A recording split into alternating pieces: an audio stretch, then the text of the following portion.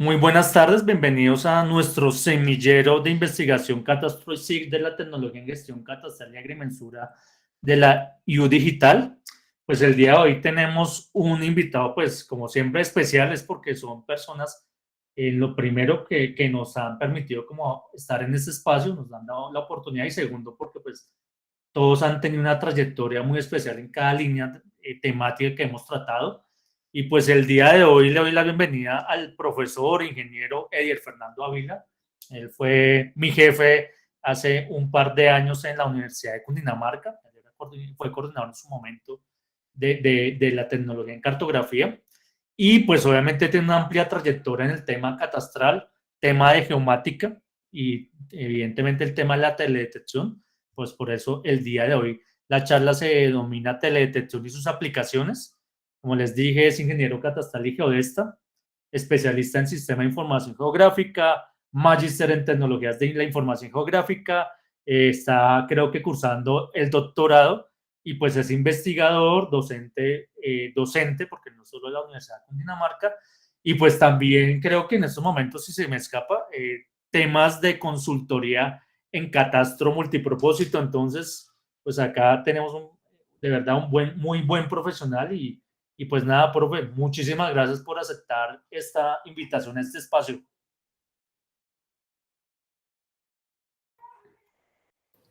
Bueno, muchísimas gracias. Gracias, profesor Oswaldo. eh, a todo el público, profesores, estudiantes, personal administrativo, pues me complace mucho estar aquí en este espacio académico para poder socializar un poco más esas técnicas de teledetección que de pronto, digamos, de cierta manera no podemos acceder, a veces por los complejos, a veces por desconocimiento, pero pues hoy en día tenemos muchísimas formas, digámoslo así, de capturar información geográfica y a partir de la teledetección es una de ellas. Hoy vengo con especial agrado a mostrarles, a socializar un poco el proyecto de doctorado que en estos momentos estoy haciendo, doctorado en Ingeniería en Geomática en la Universidad Politécnica de Madrid. Entonces, pues me presento, mi nombre es Fernando Ávila, ingeniero catastral de formación, y pues ya el profesor Oswaldo pues ya recordó ahí los títulos obtenidos con gran esfuerzo. Entonces, pues, ¿puedo presentar, profesor Oswaldo? Claro, profe, adelante. Profe, acá nosotros le damos, somos atención directa al público, falta el tinto, pero bueno. Preguntas al final, preguntas cuando vayan saliendo, ¿cómo lo quiere manejar, profe? Acá Sí, de pronto al el final, cliente es el que manda. sí, de pronto pues las preguntas las vamos generando al final. Yo Listo. sé que van a quedar muchísimas preguntas, esto va a ser, digamos, un esbozo de lo que se puede llegar a hacer con temas de aplicaciones en imágenes, ¿listo? Listo, Bueno, profe, entonces muchas gracias. voy a presentar acá. Bueno, voy a quitar la cámara para que pueda avanzar un poco mejor el internet. Listo.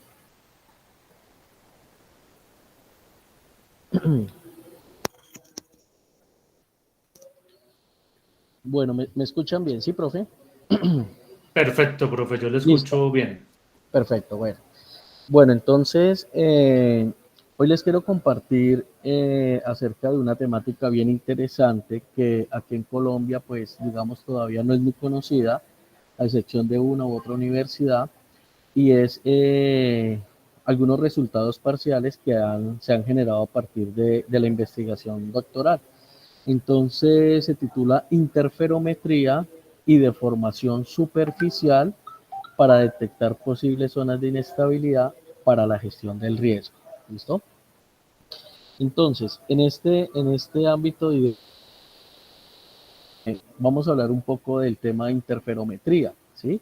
Vamos a hablar un poco de las imágenes satelitales y de pronto ese aporte que nos puede llegar a generar las imágenes, especialmente de radar, cuando se hace una aplicación interferométrica, para poder llegar a detectar zonas donde posiblemente puede llegar a generarse inestabilidad de las laderas y poder llegar a mitigar un poco ese impacto ambiental o ese impacto social de derrumbes, deslizamientos, etcétera. ¿Listo? Entonces, vamos a ver qué es remoción en masa, muy generalmente, qué es teledetección por radar, cuál es el seguimiento que hoy en día se le están haciendo a los procesos de remoción en masa en Colombia, qué es ya la interferometría en radar y cuál es la propuesta que se tiene desde el proyecto de investigación doctoral. Muy bien, entonces la remoción en masa es un término de remoción en masa o movimiento de masas, se refiere a procesos de movilización descendente, ya sea lenta o rápida, ¿sí? Estos procesos, de cierta manera, se pueden llegar a detectar con las imágenes satelitales, ¿sí? De determinado volumen de suelo, roca o ambos, en diversas proporciones, generados directamente por la acción de la gravedad o algún factor externo a esto, ¿listo? Que puede llegar a desencadenar este evento. Para recordar así rápidamente, aquí en Colombia, pues tenemos que tener mucha precaución con este tema de remoción en masa y todo lo que tiene que ver con gestión del riesgo. No sé si de pronto alguien de aquí del público se acuerda, en el 85, todo lo que pasó con el tema de Armero, ¿sí? En Armero pues hubo unos deslizamientos por efectos, digamos, de un deshielo, se hizo todo, se generó todo un tema de represamiento, ¿sí? Y prácticamente fue una avenida torrencial que eh, destruyó esta ciudad con cerca de 20.000 víctimas. Por otro lado, podemos ver en Mocoa en el 2017, 250 víctimas, que fue, digamos, este impacto o esta actividad fue generada pues a raíz de unos deslizamientos por las lluvias, lo cual provocó un represamiento del río Mocoa, el cual pues prácticamente terminó en una avenida torrencial también. Entonces digamos que saco estos dos casos, hay muchísimos más donde de cierta manera nosotros tenemos que decir, oiga, tenemos como académicos e investigadores mirar a ver cómo podemos llegar a aportar en la mitigación o disminución de estos impactos ya a nivel de las vidas humanas y ya pues hablando del tema social y económico. ¿Sí? Eh, hay diferentes tipos de remoción en masa. Hay unos que se denominan derrumbes, que son muy perceptibles en las carreteras, ya que son movimientos repentinos del suelo y fragmento de roca y tierra, y ocurren en pendientes abruptas.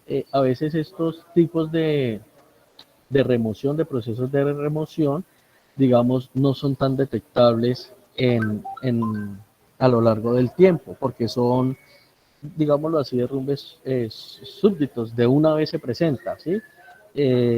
Hay ciertos tipos de deslizamientos que sí, digamos, tienen una actividad durante ciertos meses o años y se puede llegar a monitorear con las imágenes. ¿Sí?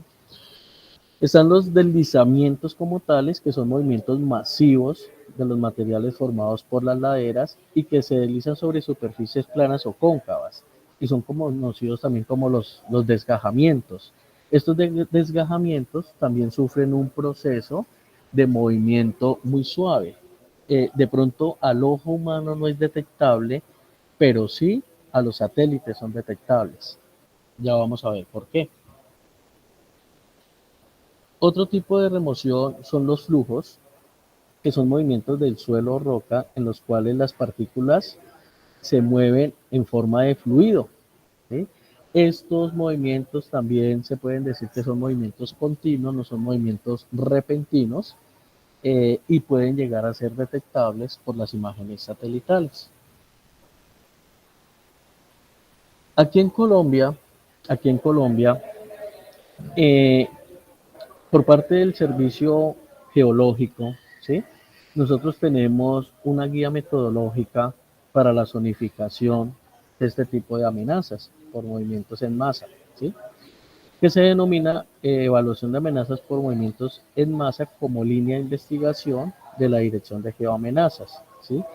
Y es todo un compendio donde prácticamente podemos llegar a generar zonas a escala 1/25.000 con cierto riesgo de procesos de remoción en masa. ¿Listo? Entonces, digamos que en Colombia ya se tienen ciertas metodologías para esto. ¿Sí? También nosotros tenemos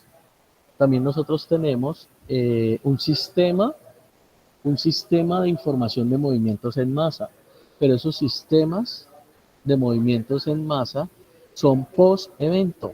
Es decir, sucede una catástrofe, sucede un proceso de remoción y ya sea la administración municipal, local o nacional, se hace un inventario de qué fue lo que pasó allí. Entonces se tienen datos más o menos desde 1800, pero son datos, digamos, que han sido reportados. Los casos no reportados no están acá. ¿Sí? Entonces tenemos algo, digámoslo así, post-evento. Post-evento. ¿Listo? Permítame un momentico.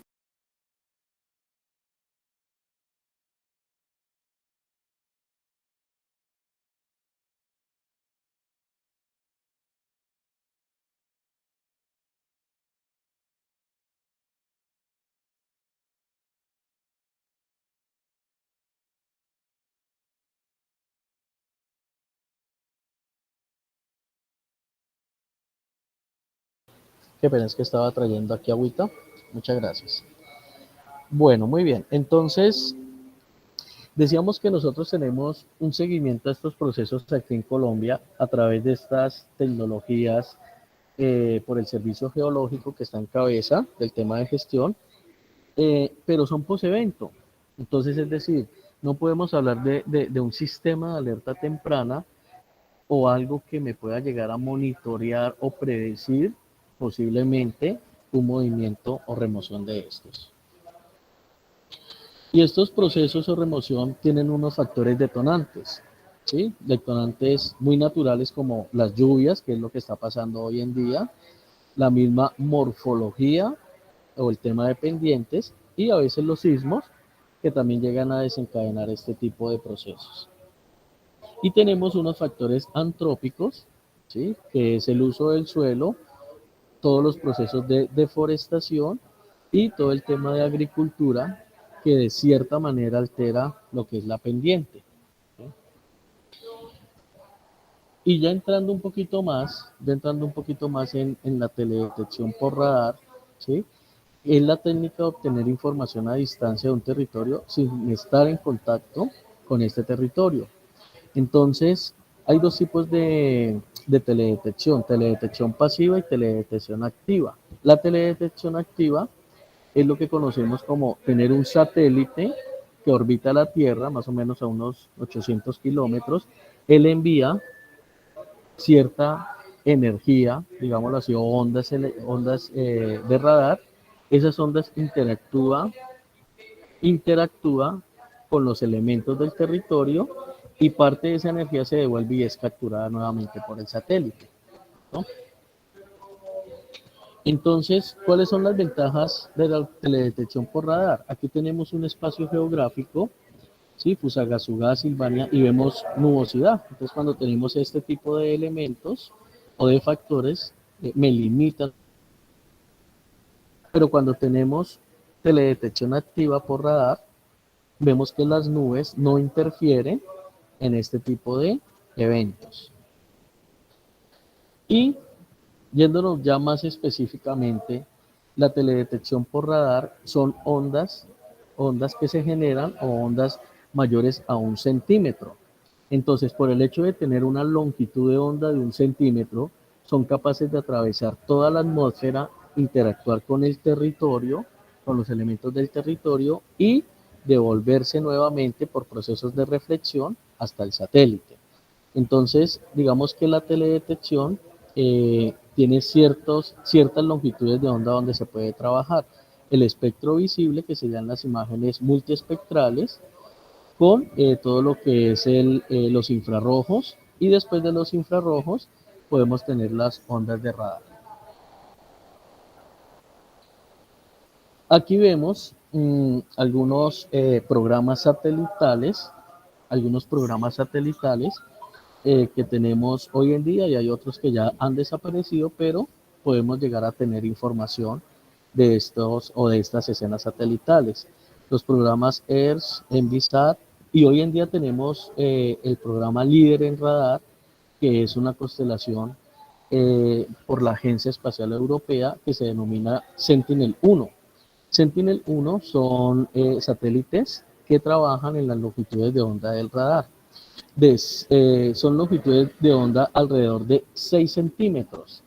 Entonces, cuando yo hablo de 6 centímetros, estoy hablando que puedo llegar a obtener información a la mitad de estos procesos, de estas longitudes de onda. O sea que yo puedo llegar a tener información de desplazamiento de superficie como mínimo de unos 3 centímetros. ¿Sí? Entonces, eso puedo llegar a obtener ese tipo de información. Y aquí tenemos un ejemplo de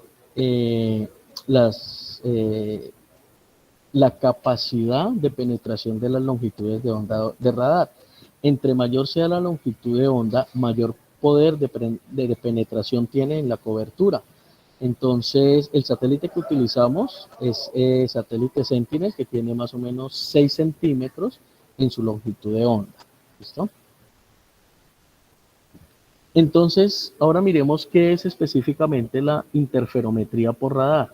Es denominada también o es a veces encontrada en algunos artículos como DINSAR, ¿sí? Que es interferometría diferencial de imágenes satelitales por radar. Es una técnica que se emplea para detectar deformaciones de la superficie terrestre a través de comparar la fase de dos imágenes.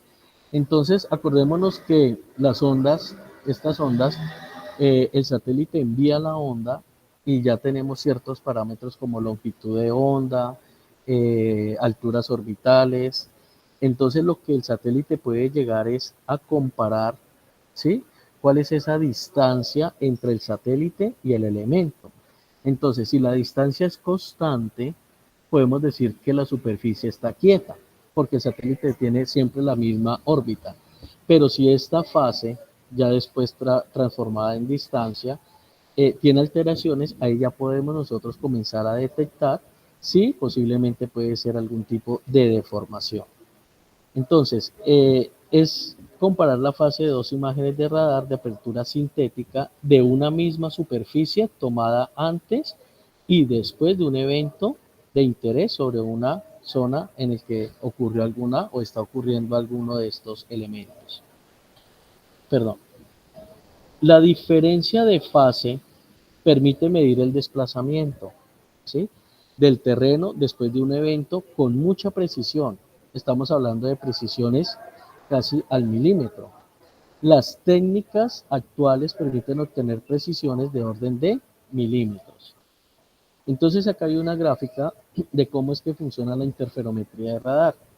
El satélite lo que hace es pasar siempre por la misma órbita y él envía un pulso electromagnético a la superficie de la Tierra.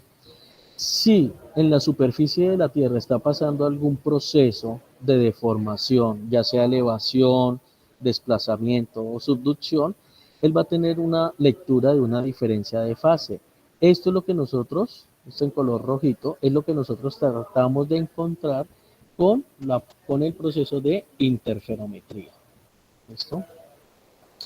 Y cuando ya tenemos la interferometría, ya comenzamos a visualizar, ¿sí?, esas alturas en función del elipsoide versus la antena de radar. Entonces, aquí traigo muchos artículos o muchas investigaciones a nivel internacional donde han validado las técnicas de interferometría. Sí, entonces han realizado seguimientos de terremotos, velocidades de masas glaciares, ¿sí?, hundimientos y también erupciones volcánicas que de cierta manera lo que hacen es inflar el cono volcánico antes de una erupción, o sea que podemos llegar a detectar a partir de interferometría posibles erupciones volcánicas a partir del inflamiento o ensanchamiento del cono volcánico. Entonces vemos que a nivel internacional tenemos ciertos estudios que validan estas técnicas. ¿Sí? Ahora lo que se propone desde acá es por qué realizar análisis post-evento cuando se tienen los insumos satelitales y las metodologías pertinentes para el seguimiento y monitoreo en el marco de la gestión del riesgo. Entonces lo que se quiere desde este proyecto de investigación doctoral es generar un sistema de alerta temprana que pueda llegar a delimitar estas zonas de desplazamiento y no con valores subjetivos de pronto de ir a preguntar a la comunidad o de pronto por sensaciones que la gente tiene de que alguna montaña se está desgajando, sino por elementos metodológicos medibles a partir de modelos matemáticos. Eso es lo que se quiere llegar. Y como resultado, se tienen acá, ¿sí? Una propuesta, ya tenemos datos parciales, donde a partir de la interferometría nosotros podemos llegar a detectar ciertas zonas donde se está generando desplazamientos. ¿Y cómo nosotros evidenciamos esos desplazamientos?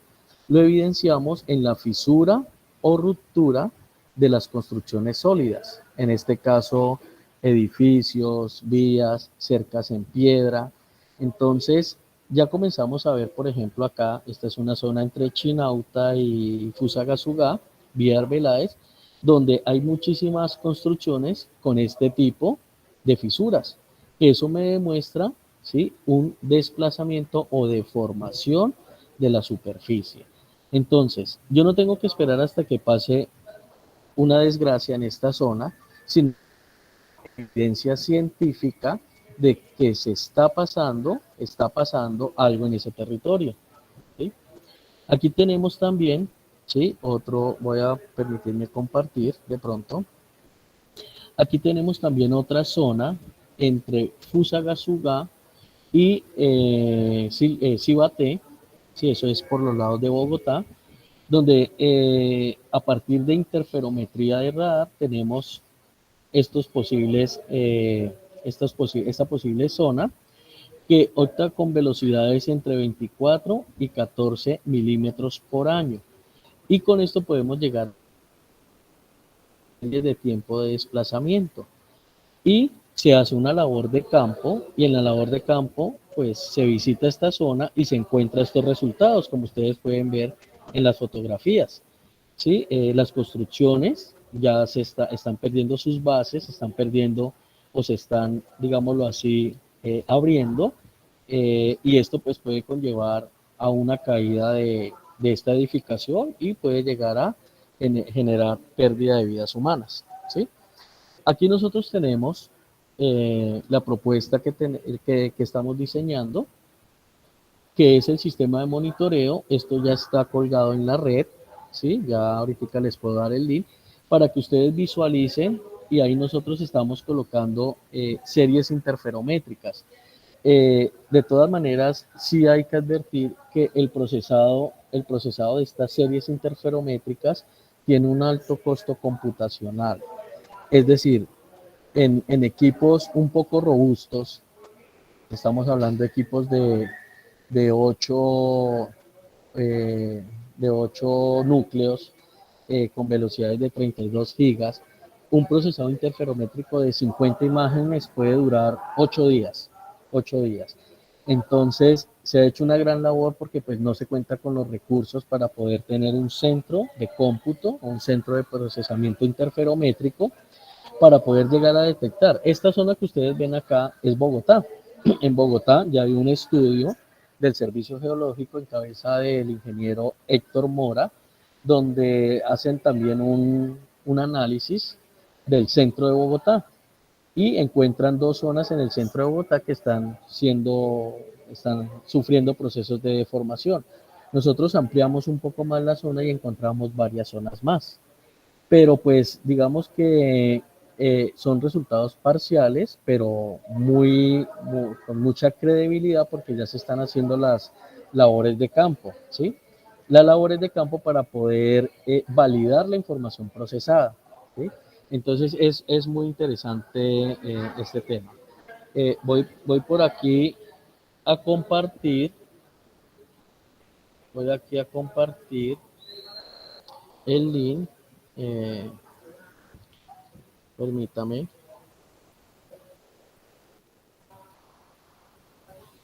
Que no lo tengo por acá. Permítame en un momentico. Estoy mirando a ver si puedo encontrar el link. No lo tengo a la mano, pero ahorita lo busco en el transcurso. Muy bien, entonces estábamos por acá y ya se tiene montado en la red algunos resultados de estos procesos interferométricos donde podemos dar cuenta de deformaciones a nivel de la corteza o a nivel del suelo, ¿sí? Entonces, como vemos, tenemos todas las capacidades, tenemos las técnicas ya desarrolladas, no hay que inventar nada nuevo, sino simplemente hay que adaptar estas metodologías a nivel de nuestro territorio y poder llegar a caracterizar estos espacios antes de que cobren vidas humanas, ¿sí?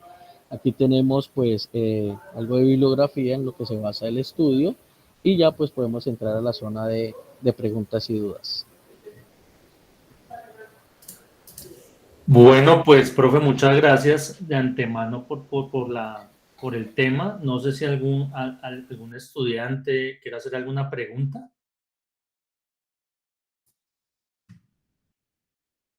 Bueno, pues, ¿me escuchan? Aló, aló. Sí, profe, sí se escucha. Normal.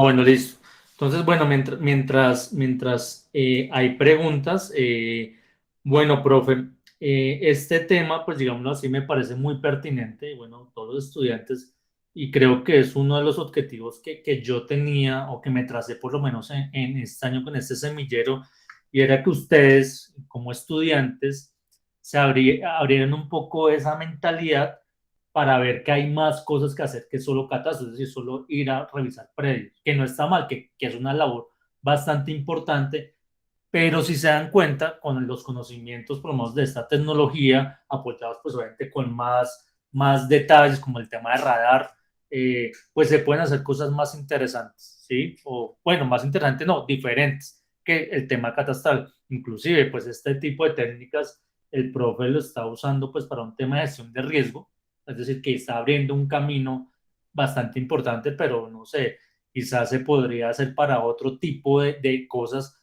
de una índole un poco más catastral. Entonces, pues mientras que salen las preguntas de acá de los estudiantes, profe, en este tema de radar, ¿en qué más se podría aplicar? Y digámoslo teniendo en cuenta pues el tema del catastro multipropósito que se quiere hacer con temas de tecnologías o métodos indirectos. Desde su experiencia, ¿qué se puede seguir ampliando en este tema radar que realmente, como hemos visto, no es como algo como tan usual? Sí, no le escuché muy bien la pregunta, profe Oswaldo, qué pena. Tranquilo, profe. La pregunta es, estas metodologías de interferometría y temas de radar, ¿cómo se podrían aplicar al tema de catastro multipropósito, digámoslo así? Que alguien diga, no, pues que yo estoy trabajando catastro, pues me gustaría, digamos, ¿qué ideas se le pueden dar a Claro, los estudiantes?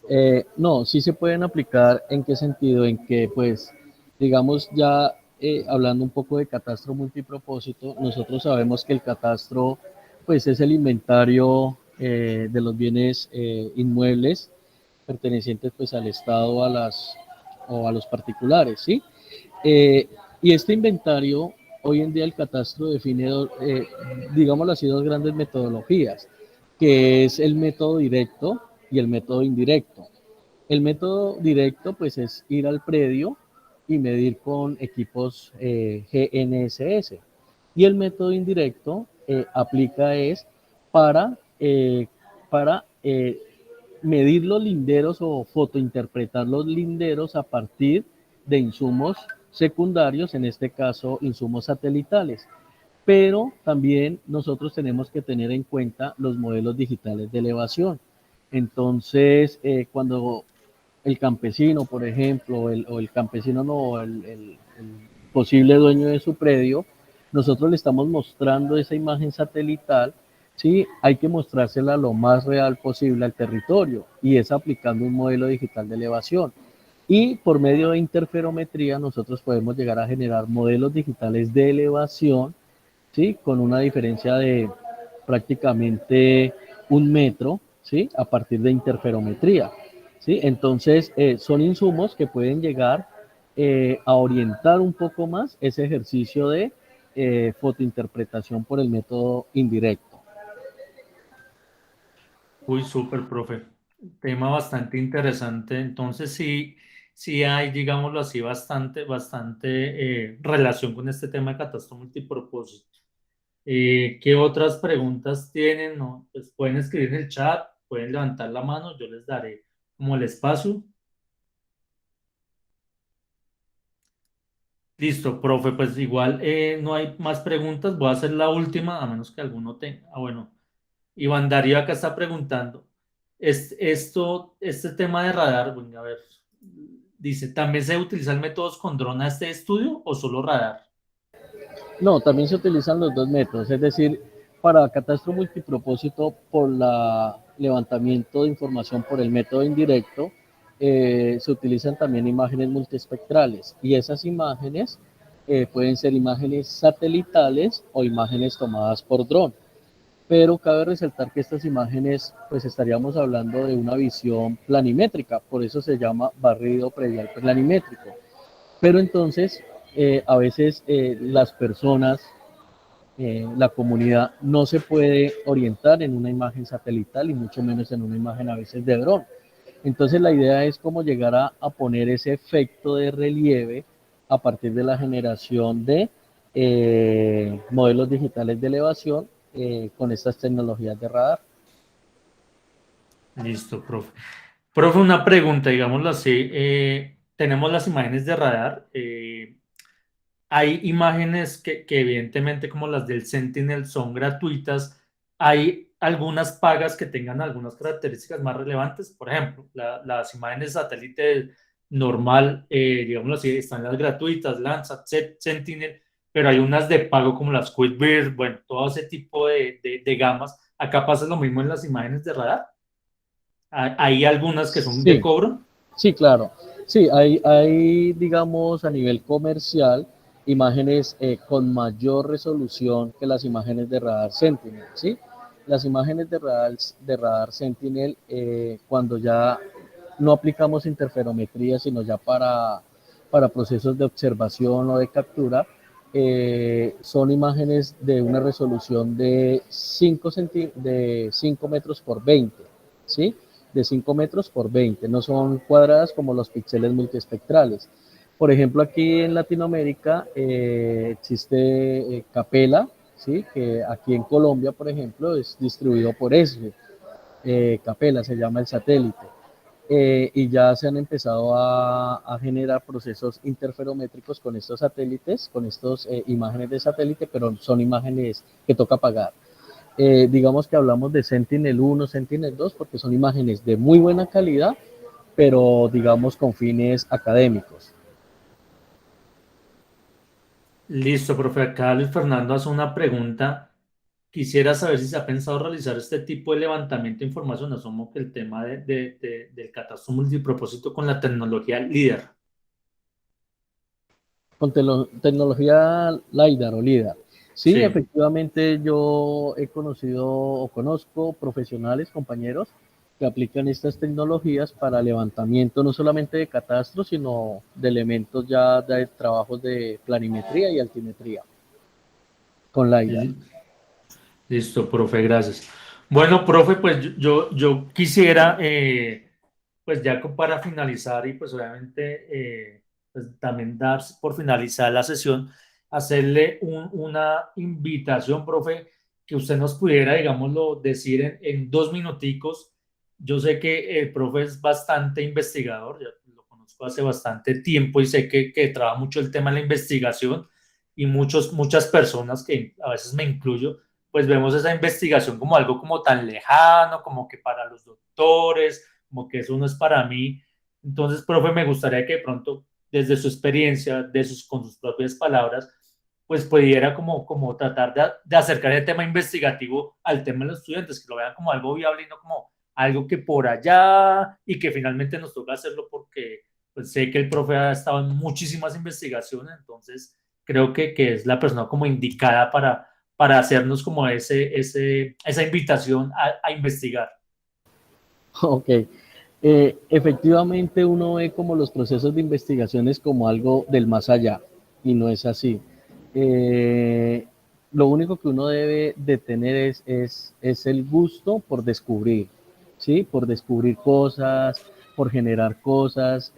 Por ejemplo, mmm, algo muy personal, por ejemplo, la otra vez hubo hace como 2 años más o menos un incendio en el páramo, en el páramo, un páramo en Santander, páramo del Almorzadero, y yo estaba viendo noticias y no, que se está quemando el páramo, que esto, que lo otro, y dan cuenta decían 50 hectáreas. Y yo en mi cabeza dije, oiga, pero tan rápido que miden 50 hectáreas en la quema de un páramo. O sea, ¿cómo harán eso? O sea, esas son unas preguntas que uno comienza a cuestionar y a realizarse. Yo dije, no, esto no lo pueden medir de la noche a la mañana y dar ese resultado. ¿Qué hice yo? Me puse a investigar, descargué imágenes satelitales de antes y después del evento, conseguí el área de estudio a través de los noticieros, miré el área de estudio y comencé a hacer un procesamiento. Y cuando termino el procesamiento, doy cuenta de 380 hectáreas. 380 Mucha. hectáreas. Entonces voy a buscar el artículo por acá porque ya es un artículo publicado. Permítame un momentico.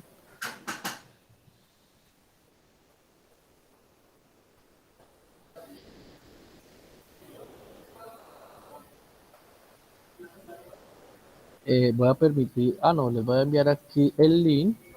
Les voy a enviar aquí el link por el chat para los que quieran seguir el artículo. Ahí está, pero lo voy a compartir aquí también por pantalla. Voy a dejar de presentar acá y voy a convertir acá.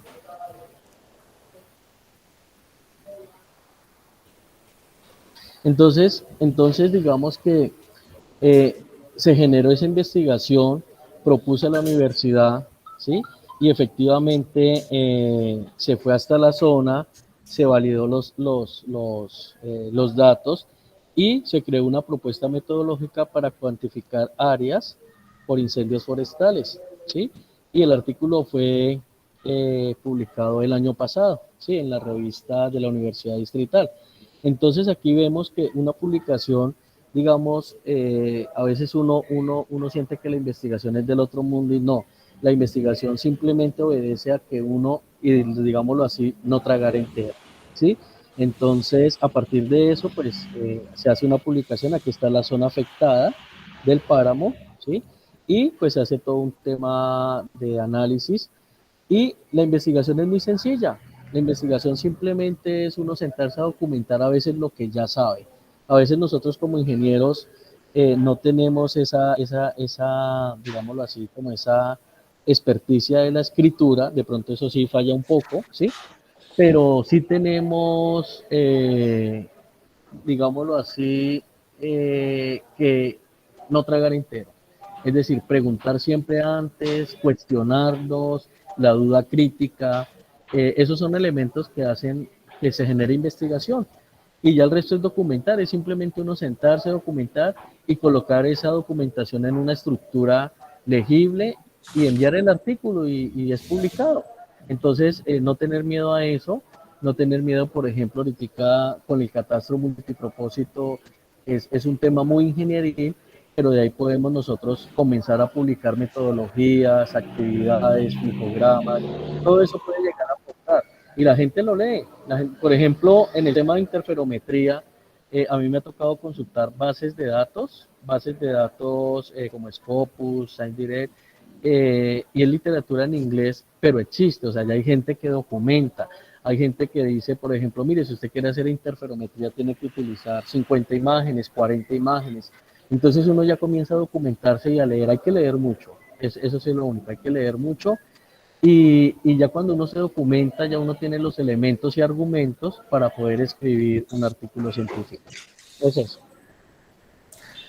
Bueno, profe, pues de verdad muchas gracias. Creo que este tema de ver la investigación de esta forma, sí la aprendí con el profe Fernando Ávila, con su compañero Luis Herrera, pues que me decían eso. El tema es que a veces vemos la investigación como allá para, mejor dicho, los superdotados, y realmente es no tragar entero, es hacer cosas y escribir. Creo que ese es lo más importante, el tema de la curiosidad. Y pues finalmente si hay curiosidad, hay una pasión, y si hay pasión, uno hace las cosas con agrado. Entonces, pues, profe, de verdad, de antemano, muy enriquecedora la charla. Realmente creo que cumple con los objetivos que se tienen planeados en este semillero. Uno es acercar a otras temáticas. Dos, pues de alguna forma incentivar el tema de la investigación, que no solo la usen para el tema de el trabajo de grado, como lo hemos hecho algunos, sino que podemos hacer artículos pequeños, grandes, con lo que sabemos hacer. ¿Sí? A veces es hacernos las preguntas correctas. Entonces, profe Edier, muchísimas gracias. Espero verlo en el otro año acá, ya con otros resultados de su investigación, profe. Totalmente invitado acá a este espacio. Y a todos los compañeros y compañeras que se conectaron, pues mil gracias. Nos vemos dentro de 8 días. Ok, muchísimas gracias, profesor muchas gracias. Osvaldo, a los profesores y a todos los estudiantes. Muchas gracias. Bueno.